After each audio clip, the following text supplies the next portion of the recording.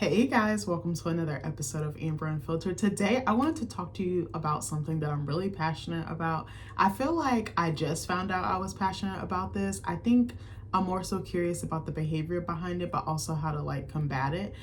Today, I'm going to be talking about romance scams. But before I do that, don't forget to like, comment, and subscribe. Also, if you want to cash at me at Amber Unfiltered Show, that'd be greatly appreciated. I hope you guys are having a good week. I'm having a good week. I have the week off from work.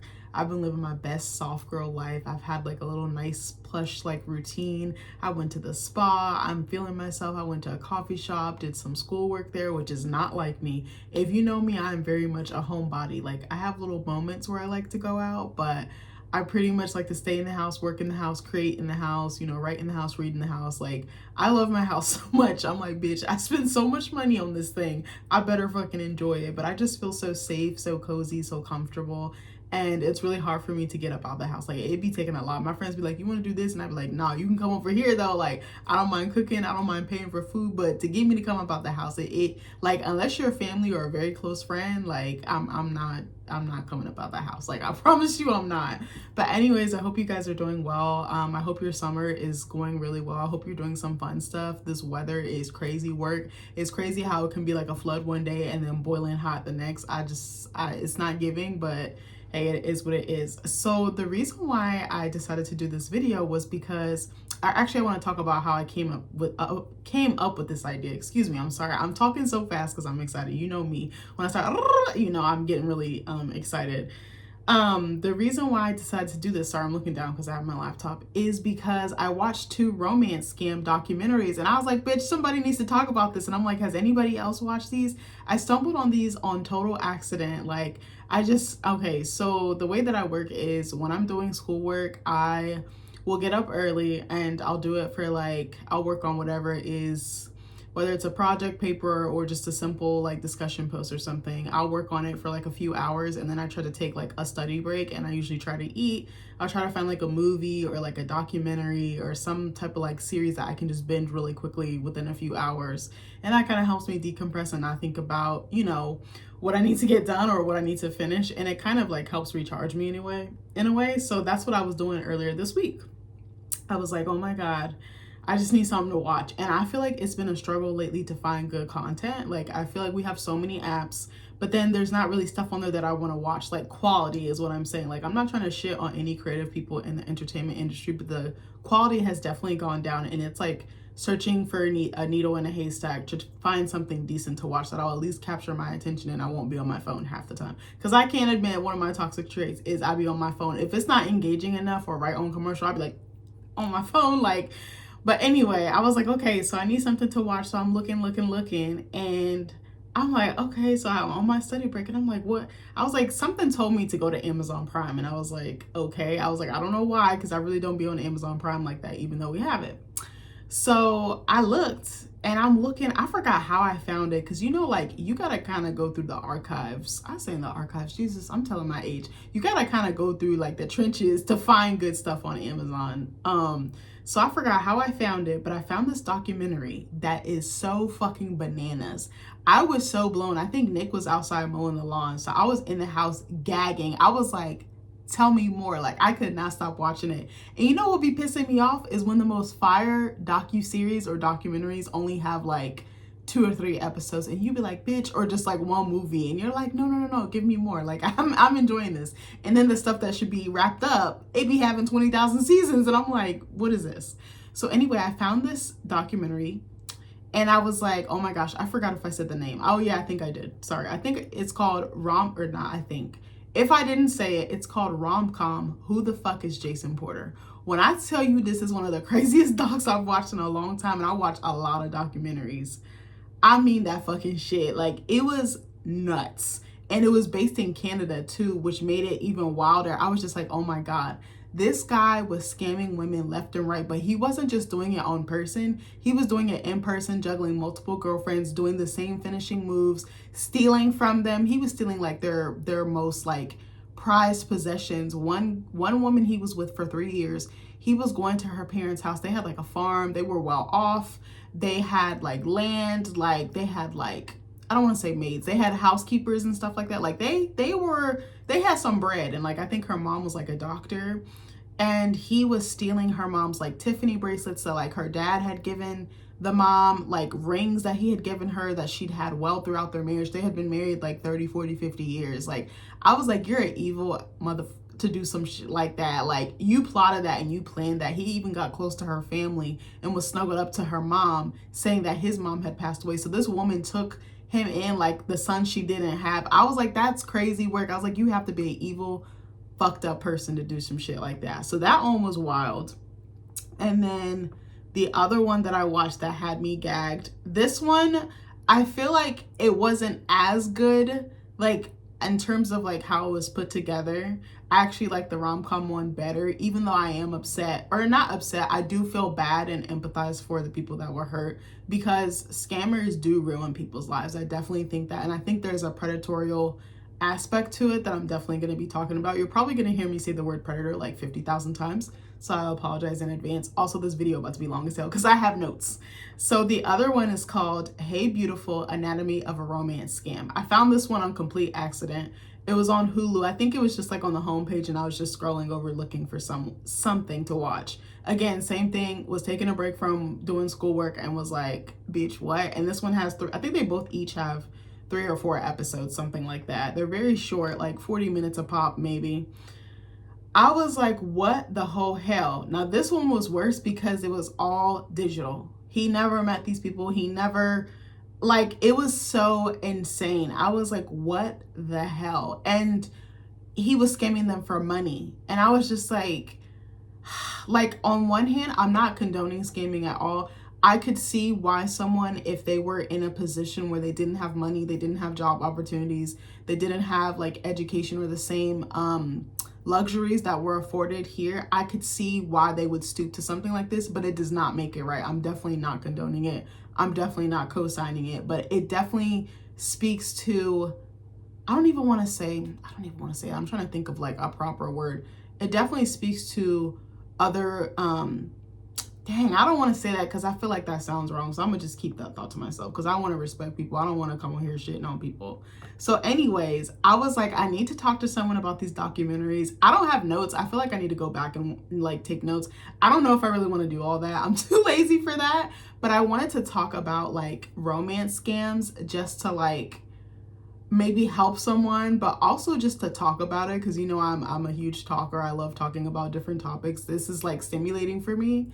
But I also hope that I can help someone because I was gonna share some tips at the end of this video of like how to combat them, how to keep an eye out for them, how you won't get caught up in this. I hope that you guys are being very careful online. What's scary to me about dating apps is anyone can create a version of themselves that doesn't exist and they can make someone fall for that. That's very scary to me. I feel like people can hide their true colors and they can hide behind a screen. It makes it much, much easier. It's almost like a veil. Like you can't really see the person. Like you see them, but it's like very, you know what I mean? Like, or it's like blinds or curtains, like the wool's being pulled over your eyes. And I feel like that's very dangerous. And I have some stories from dating online, but I've never experienced anything like a man or a guy asking me for money or material possessions or getting close to me for that things that he thinks that I have access to. Like I've never gone through that, and my heart goes out to people who have. But on the other hand, I do think that there is a little bit of delusion. I'm not trying to shit on people when people choose to believe this, because you're choosing to believe it. I think sometimes we deep down inside know that, you know, this isn't real, or we want to believe the narrative, we want to believe the fantasy, the fairy tale, but we know, but we still go for it. And I do think that, I don't even want to say desperation, but maybe a little bit. And again, I'm not trying to shit on any victims or anything like that, but I think we have to exercise discernment and we have to think more clearly, and we need to really listen to ourselves and listen to our intuitions. I definitely think that is something that we should be mindful of, whether you're a man or a woman. Just FYI, I definitely do think that men get scammed, but I definitely think that women are the prime victim of romance scams. So anyway, let me get into some of my points. Hopefully I'm not all over the place. Sorry, I'm just excited. Also, if you hear a helicopter, sorry. I don't know what be going on back here. Like, I swear it was quiet. I've been home for like 20, 30 minutes, and then all of a sudden, I'm like, bitch, why you gotta do this while I'm making my video? It's like the universe knows, or the person flying the helicopter knows. But anyway, so the number one point that I want to make is that predators like to pick givers. That is something that I noticed across the board with both of these documentaries and even other documentaries that I've watched. Do y'all remember the Tinder Swindler doc on Netflix? That joint was so crazy. But I noticed that they really, really love givers because they know that they're just going to give and give and give, that they don't expect anything in return and that they want to do it. But then there's also a people-pleasing aspect to it as well. Some people just naturally give because they want to. But I do think some of us who are like that or have been conditioned to do that, we people please because it keeps the peace, you know? So what's interesting to me about this is that predators are takers, but they pretend to be givers in the beginning of the relationship or the courting or whatever to win you over. They pretend to be this good guy, this good person, this good egg, but it's all a facade. It's kind of sick, honestly. I said to Nick, I was like, if only they applied all this work and all this calculating and manipulating to like business, but in an ethical, legal manner, they would be rich. They wouldn't have to do all this. They wouldn't have to scam and lie. I was like, there is a level of like consistency and discipline and like finesse that you have to do to scam someone and to be successful and pull it off. Again, not co-signing. I'm smiling, but I'm like getting excited about the topic. I'm not getting excited about the fact people are being scammed. But I was like, if they applied that same energy to practical, ethical business, they would be a millionaire. They wouldn't have to keep scamming people. Like, come on now. That's just my thought. I could be wrong. If you have a different opinion, let me know, but do it kindly. Of course, we only accept kind comments. Any negativity will be blocked. I'm quick to block and delete. I'm sorry. Number 2, predators like to pick lonely people. They're almost like sharks who smell blood in the water. I definitely have peeped that across both documentaries because a lot of the women didn't even look alike, even in both documentaries. There wasn't like there was like a type, but physically there wasn't a type, if that makes sense. But they picked very like people who had been divorced, people who had been widowed, people who had been in long-term relationships, maybe broken up, or had been single for a very long time, were kind of loners, maybe had some issues like with estrangement or strain in their family. I peeped that. Like there was one lady in the Hey Beautiful documentary. I don't remember what she looked like, but she was like a server, I think, for like 40 years. She was like a waitress or something like that. She worked in the service industry. She had been married, I believe. I hope I'm thinking about the right person. She had been married. Her ex was not the best, but they kind of had just like a relationship that was just a relationship. Like there was no foundation or love or feeling in it. And she was just there to be there for her kids. And then they got divorced and then she fell out with her stepkids. So she had a lot of strain. You see what I'm saying? Like she's already isolated. She already doesn't have a huge support system. She had a really good girlfriend that was like on her side and on her team, but she didn't really have much support is what I'm saying. And some of the other women didn't either. I noticed that like a lot of them were like in the other documentary Rom-Com, he went after rich women, but he went after a very type of rich woman. Like she didn't have any kids. She was super successful, super high up in her career, had money, could do and go as she pleased, traveled, lived a life of luxury. He was very much drawn to that like flashy, keeping up with the Joneses or like well-to-do type of woman. Like I thought that was kind of scary that you're targeted for the things that you have. Again, it's almost like a celebrity, you know, people using them for the things that they have and they don't even know who they can really trust because people get close to them wanting access to them and to the things that they can have or other people give them. So I thought that was kind of interesting.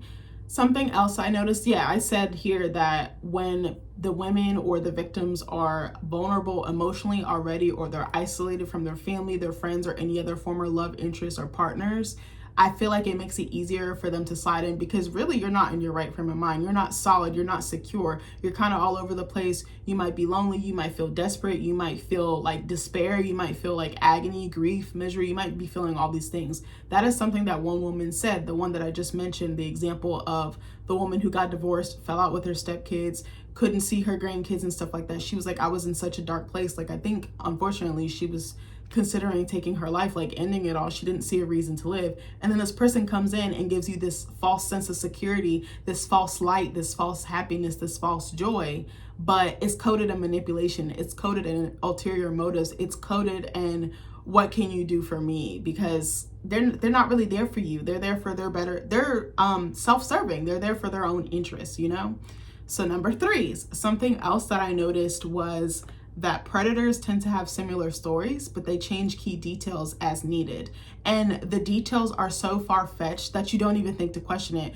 They've already built up this belief and this confidence. Like, you believe everything that they say. You believe that they wouldn't lie to you. You believe they could say I'm on fire and you would literally believe them. Like, that's just how good they are. They have the gift of gab. They're good at smooth talking, sweet talking. I think that's something else I really noticed. What else is that I noticed that they always tend to have a child who lives in another country. And I put in my notes that this makes it harder for women or men to follow up with any probing questions. And it's just believable enough that you usually don't even question the story that they're telling you. Because if you're dating someone, they say, I have a child, usually see them in person, usually see pictures. A lot of parents can't stop talking or going on and on about their child. But if they're so far away and there's complications with like the custodial agreement, or they're going back and forth to court, or they have beef with the other parent, then that makes it easier for you to believe, oh, I'm probably not going to see them, or they have to work it out. That's something that they have to work out. But me, I'm going to ask questions because 1, I'm nosy, and 2, I'm not just going to go off. I'm trying to think of why I would ask more questions. I feel like we need to do a better job of asking questions, and not like in an obsessive, possessive manner, but asking questions to truly gain understanding and to gain clarity and to comprehend what they're going through in their life. Because just because you tell me this doesn't mean it's true. Like, are you on FaceTime with your child? Are you sending your child money? Do you go to this other country to visit them? Are you going to plan on bringing them here? You know, some people who live internationally and have kids in other countries, they usually might bring them for half the year or alternate with holidays and things like that. I would want to see something like that. And I would also be trying to talk to that other woman to communicate, to make sure I'm a good fit for your child and your child's a good fit for me. Because, you know, it should be a two-way street. I think that that's weird that they use children and there's usually not any children, or if there is, the thing that they're saying is the issue is really not existing. Like the one guy, was it in the rom-com one? Was it the rom-com or Hey Beautiful? Was it the Hey Beautiful one? I think both of them actually had kids in. If I remember, was it the Hey Beautiful? I'm sorry, y'all, I can't think. If it was the Hey Beautiful one, if I'm not mistaken, the guy, yeah, it was the Hey Beautiful one, I'm pretty sure. Yes, because the girl that he was dating long-term, he was dating her for 3 years. They had bought this huge, beautiful house together. She had made a room for this kid that she never met, that she never saw. And he was telling her that he was going back and forth in court with his ex in this other country. Turns out she found paperwork later on that said, that kind of contradicted what he said and proved that the custodial stuff had already been sorted out. He was so behind on child support that I think they were looking for him. Like there might have been a warrant, or he just owed so much money, and that probably was part of the reason why he resorted to scamming. But it doesn't condone it, because you need to take care of your responsibility. But I don't know, I would just be asking questions, and I felt bad for that woman because here she is prepping for this child. She didn't have any kids of her own. It felt like she kind of wanted to be a mom, but maybe just hadn't met the right guy. She looked like she was really ready to embrace her role as a stepmom or a bonus mom, and I hated that he deprived her of that and was playing in her face, because I'm like, this is someone who obviously has a caring heart, and not every woman is going to accept your child and accept your baggage. And the fact that she was willing to do that speaks to her character. So shout out to her. But something else I noticed as well, sorry, this video must be long as hell.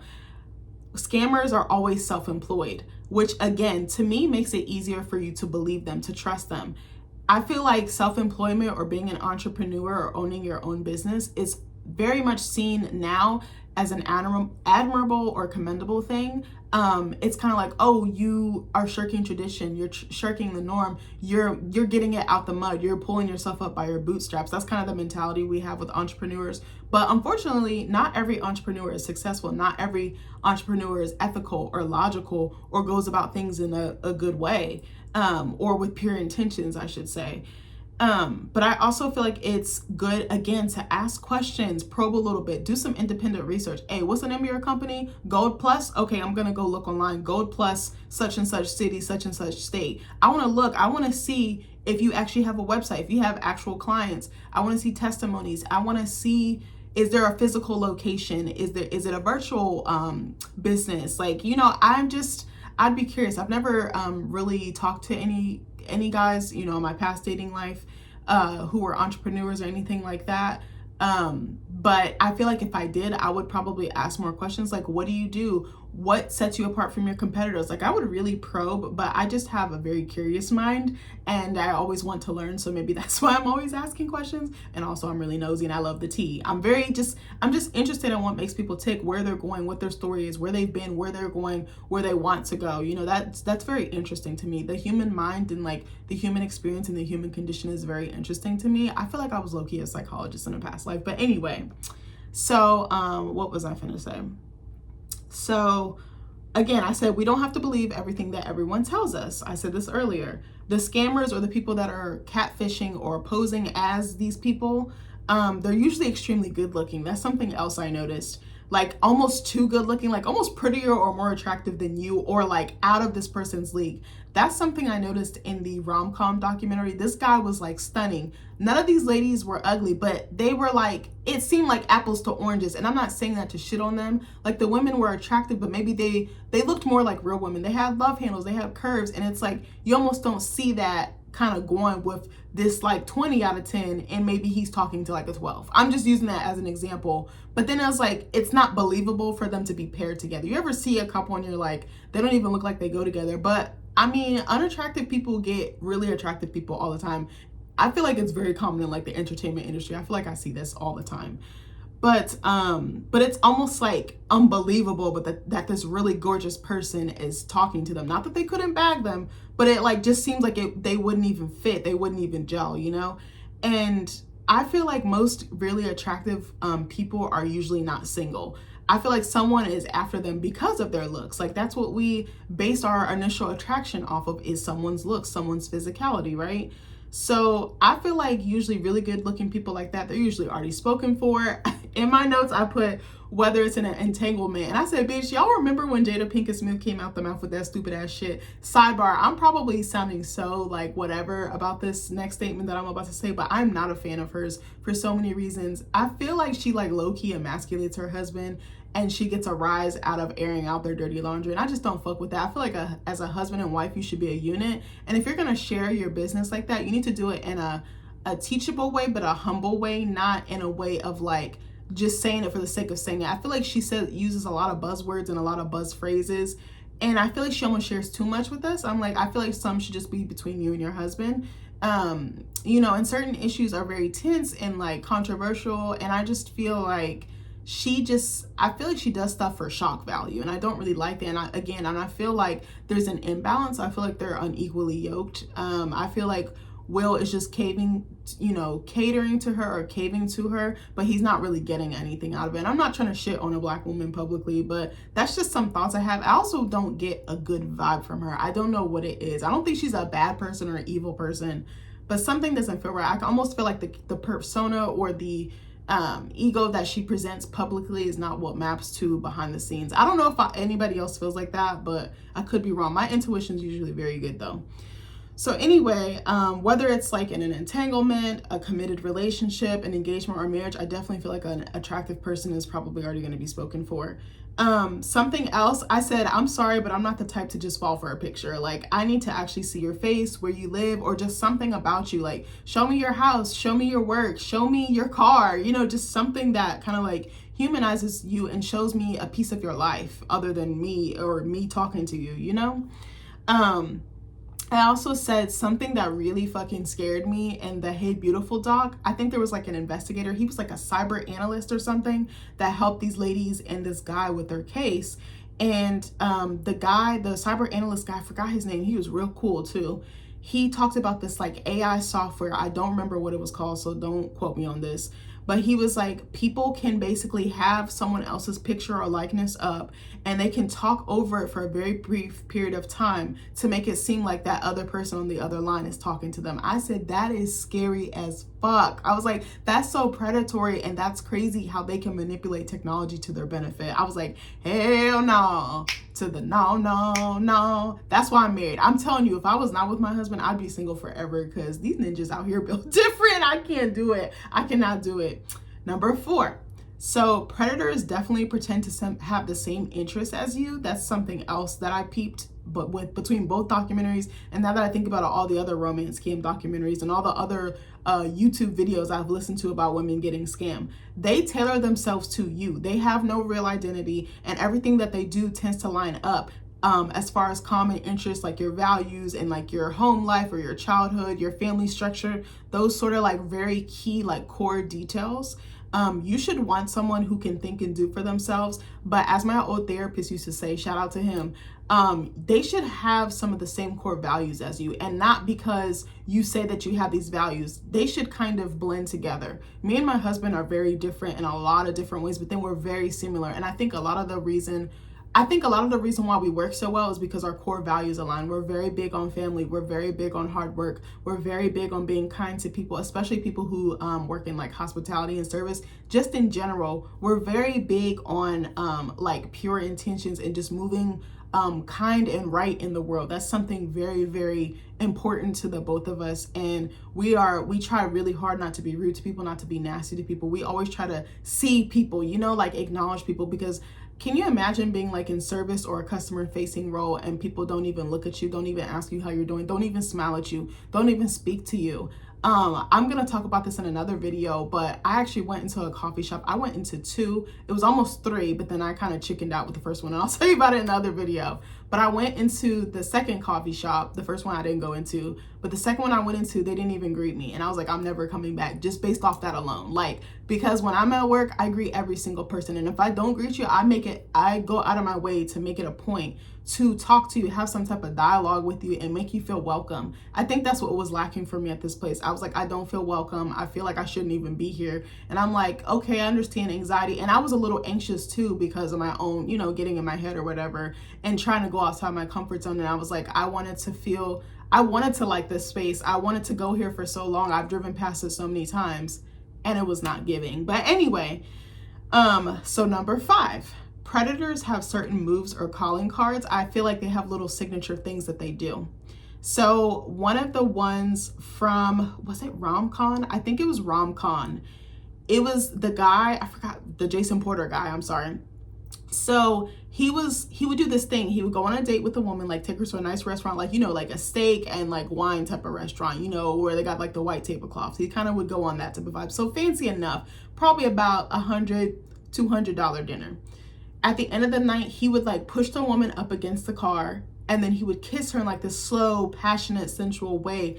I was like, this kind of feels like a kiss of death, but also like a trap that they're trying to hook you in, almost like bait, like, when you're fishing, like reeling someone on the line. That's what it kind of felt like to me. And he did this with every single woman. It was disgusting, because at the beginning of the documentary, one woman talked, then another, then another, then another, and all their stories overlapped. They were the exact same, identical. It was like a template, a blueprint. It was like a script he had perfected. I was like, this man is an actor, and that scares me. Like, I was like, I'm so scared for women right now. I'm scared for men too, because of all the stuff that men have to do to even get the date. I was like, I should make a video about that. I talk about this with my coworker Daniel all the time. Shout out to you, Daniel. I love you, little bro.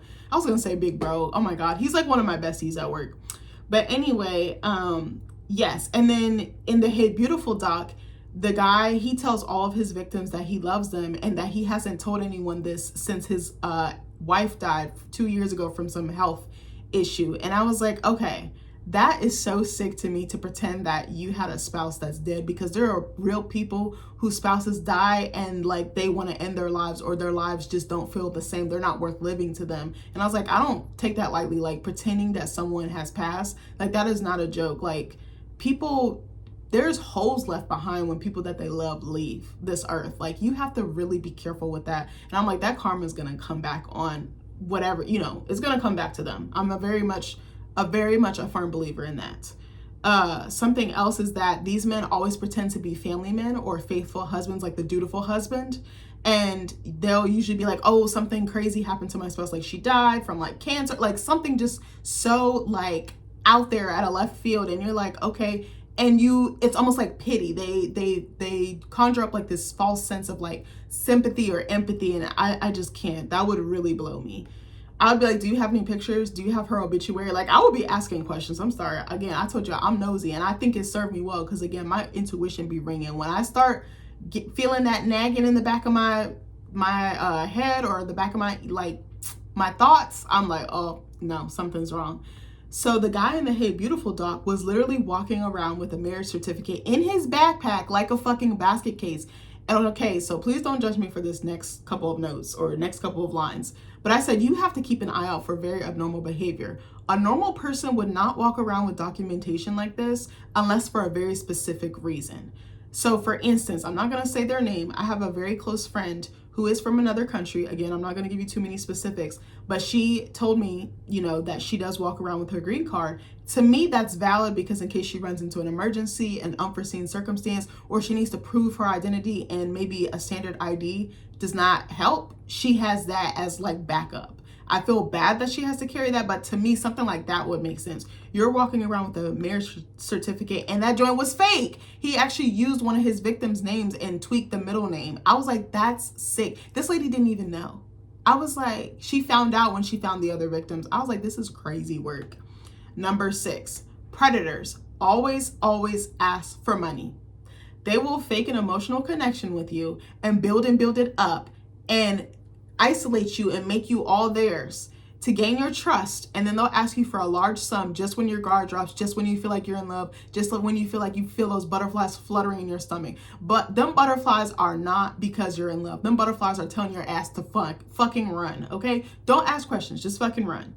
And it's never a small amount. What I noticed is that it's usually in the thousands, and they will try to convince you that they don't need the whole amount, but that any bit helps. And it's like, oh, so you're collecting. It's almost like a collection plate at church or like donations, like a GoFundMe or something. I was like, that is crazy. And to me, that would tip me off that you're asking other people for this because you know that you may or may not get this full amount for me. The amount of money these women were giving these men, some of them wiped out their whole 401ks. I think one lady gave him upwards of $1 or $2 million. He somehow convinced this woman to sell her childhood home for like $500K, and she gave him all the money from that sale. And I think she converted it into Bitcoin. So then he became even richer. Another woman gave him 40,000, another 5, 10, 20. I was like, this is crazy. There was another, I think it was the Hey Beautiful doc. There was a woman, God rest her soul. She had passed away. It was an older woman.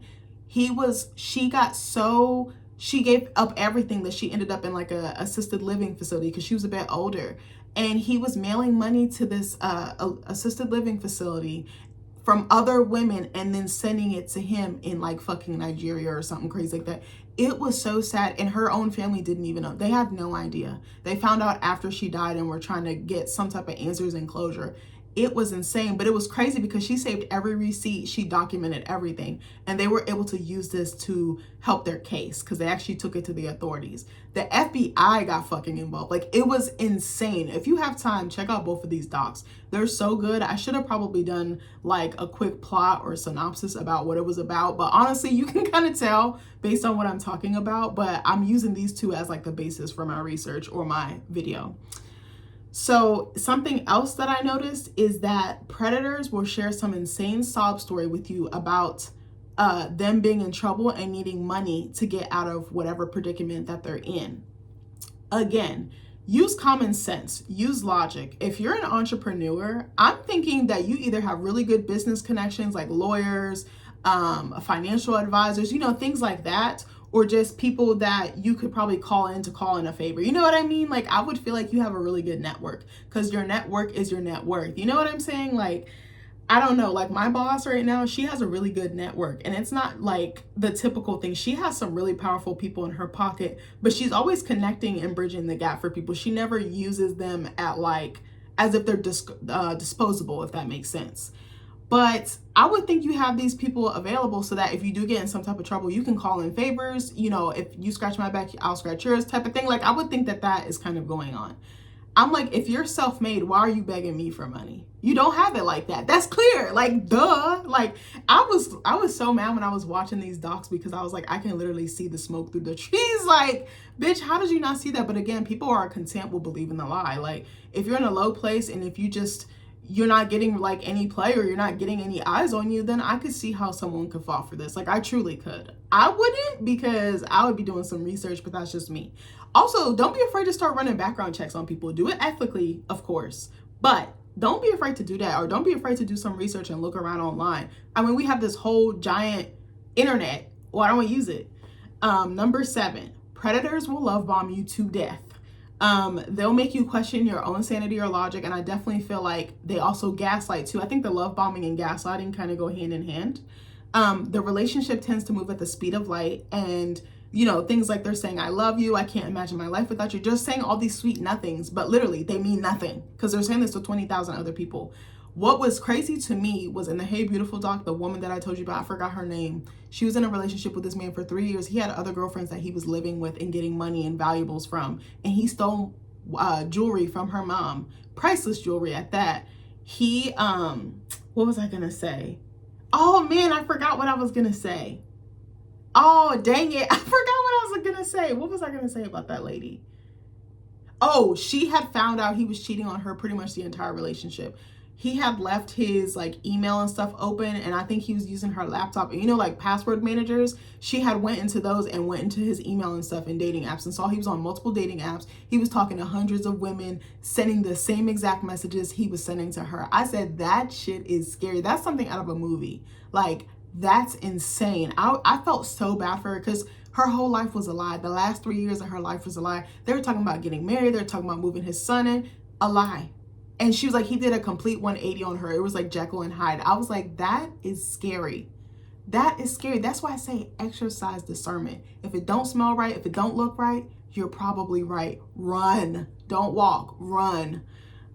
Something else I wanted to say was that predators will basically make you become addicted or dependent on them like a drug. And then it's very hard to come down from them or even withdraw from them or pull yourself away. And then even if you do, then you go back to them. In the Hey Beautiful doc, I think it was, a lady's friend, she was friends with this woman for like 20, 25 years. They had like had kids at the same time, gotten divorced, gotten through relationships, jobs, like that lifelong friend, like that, what's that movie with Kathy Bates and Alfred Woodard? Remember that movie, that Tyler Perry movie? It wasn't The Family That Prays, was it? I think it was like that type of Thelma and Louise type friendship. And she was like, once she got caught up with this guy, like that was it. Like she was believing all the lies. They actually staged an intervention. Excuse me, let me calm down. For her friend to get her away from him. They removed the guy from the house, the scammer. And then she went right back to him. He's like, everyone's against us. Everyone's lying. They don't want us together. Like getting in her head, like sinking his hooks into her. And she fell for it. And she had it out with her friend. And her friend was like, I'm choosing my man, my man, my man. And I was like, that's dangerous. Like, this lady is just, she's in too deep, like the Drake song. I was just like, ugh, I was like, I can't. So anyways, I wanted to talk about a few other things. I wanted to talk about just some final thoughts and like some tips for combating scammers or romance scammers. So who I really feel bad for besides the victims are the people's lives and profiles that are stolen by the predator. So in Hey Beautiful, this doc was crazy to me because this guy, he was actually a gay guy living in like Los Angeles or something. He was like a makeup artist. He was like a model, an actor. He was like in the entertainment space. He had hundreds of fake profiles of scammers using his likeness and using his images to lure women in. He was getting emails. He had to like go to the authorities, like it was so bad, but there wasn't anything he could do. They tried to report these profiles. They tried to get them taken down. No sooner they get 12 taken down, 12 more appear. And it was like his loss of agency, like his own authentic social media profiles and pages were taken down, and it affected his business. He was self-made, he was an entrepreneur. He taught makeup classes. He also had his own skincare line. Because of that, he couldn't access his clients and he couldn't build his portfolio and had to continue to start from scratch. And you could just tell he was so defeated by this, and I truly felt bad for him. And then what's crazy is he's met up with some of the women that were scammed, and they like opened cases jointly together, and then they actually met in person, and it was like they kind of got some closure, and they also found like developed a friendship from such a unique strange, bizarre situation, but I felt so bad for him because I'm like, what do you do when someone steals your profile, when someone steals your life, when someone steals your image, when someone steals you? What makes you you? Like, that's terrifying to me that someone can do that and I can't do shit about it. Like, you could just tell how helpless he felt. So shout out to him. I hope it's getting better, but it was just so fucked up. Another thing is that predators or scammers, they take a lot from you. It's not just about money. It's your peace of mind. It's your sense of self. I do definitely think that they fuck up people's financial well-being, and that can impact things like retirement. I told you guys, some of these ladies were pulling from their retirement funds, money that they have worked their entire lives to save, and now they're probably going to be poor and have to, not poor, but they're probably going to be living below their means and having to start from scratch or continue working well into their 70s and 80s when they should be enjoying the fruits of their labor. You know, what else was I going to say? Again, have discernment. Let me read to you what the fuck discernment is, just in case you don't know. I know a lot of y'all know, but I'm gonna read it to y'all anyway. Discernment meaning. Discernment is the ability to judge well. It's a feeling, but it's, to me, I feel like it's connected to God. It's a warning.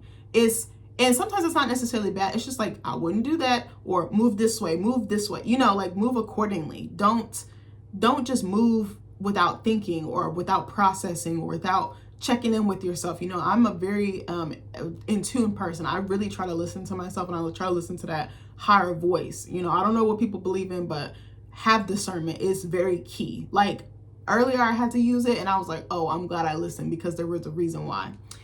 Anyways, listen to your gut to add to the discernment part. If something doesn't feel right, trust that feeling and walk away. It doesn't cost you anything to walk away. It costs you more to stay. And I feel like a lot of us women are so forgiving and we're able to extend grace. Stop extending grace. If you're going to extend it to yourself.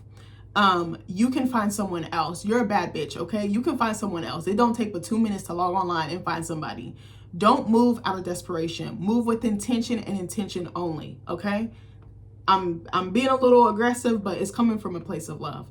And then I have some tips. I literally typed into Google tips for dealing with a romance scammer. To effectively deal with a romance scammer, immediately stop all communication, document everything, and report the scam to relevant authorities. And I know that it's much harder dealing with cyber crimes, but still do it if you feel comfortable and if you have if you feel comfortable and if you want to take that step, but at least have documentation. One lady actually wiped all her data away in the Hey Beautiful doc, and she wasn't able to move forward in her case. So I think documentation is very key. What was I gonna say? Yes, you can report the scam to the dating site or platform that they're on. You can report it to the relevant authorities. What does it say? It says file a report with the FTC. What is the FTC? Or the FBI's Internet Crime Complaint Center, or your local police department. And you can also go to your bank or your financial institution, because if you sent them money, then maybe they can possibly help you recover the funds. Something else it says, I was gonna say number 4, but I didn't even number the other points. Protect your information. Don't be giving out your banking information, any key details like where you live, your social security number, your first, last, and middle name, your date of birth. Like, these are things that they can weaponize against you. So you need to be very, very careful and very vigilant. Everyone shouldn't have access to this information. One lady actually was married for like 50 years and gave this man her social, gave him money. And then he sent her a check that bounced, and she had to go explain to her husband of 50 years why she did this. I was like, they actually closed her bank account because of the fraudulent activity. I was like, this makes no damn sense. Again, think. Just stop and think. If you're not sure, stop and think. Ask someone you trust. Ask your friend, your boyfriend, girlfriend, your parents, your siblings, someone you have a close relationship with. If you have a therapist, like an outside or third party, please do. Seek support. Again, talk to somebody about it, because sometimes talking it through really does help. Having that sounding board really does help. It doesn't matter who it comes from, someone you trust. Sometimes it might even be a stranger. Sometimes strangers be coming through with that clutch advice. I'm not even gonna hold you. Be cautious in the future. It says be wary of overly complimentary messages, requests for money, or individuals who try to rush a relationship or avoid meeting in person. Consider a background check. What did I say earlier? If you're considering a serious relationship with someone you met online, consider running a background check to verify their identity. Because a lot of the times they use different names, they use different backgrounds, like, oh, maybe I'm an oil rigger, but then I'm a data analyst. Like, they can switch in. They're like a chameleon. They can wear different colors, they can wear different masks. So you need to be very careful. Also, don't be afraid to say no. It's okay to refuse any request for money or personal information, especially if you're not sure about their intentions. If something feels off or it feels a little alarming, trust that, lean into that. It'll save you a world of hurt, I promise you. But anyways, I hope you guys like this video. I hope you found it informational. I really enjoyed watching those documentaries. What I did not enjoy was seeing women hurt. I didn't enjoy seeing this man being taken advantage of. I didn't enjoy seeing all the chaos that was caused, but I did like the fact that the victims were able to get justice and they were able to find closure and move on with their lives. A lot of them went on to have healthy relationships. So it is possible for you to start over. It is possible for you to recoup, and it is possible for you to find love. You just got to find it authentically, not on no fucking internet. I love you guys, and I'll see you in the next video. Bye.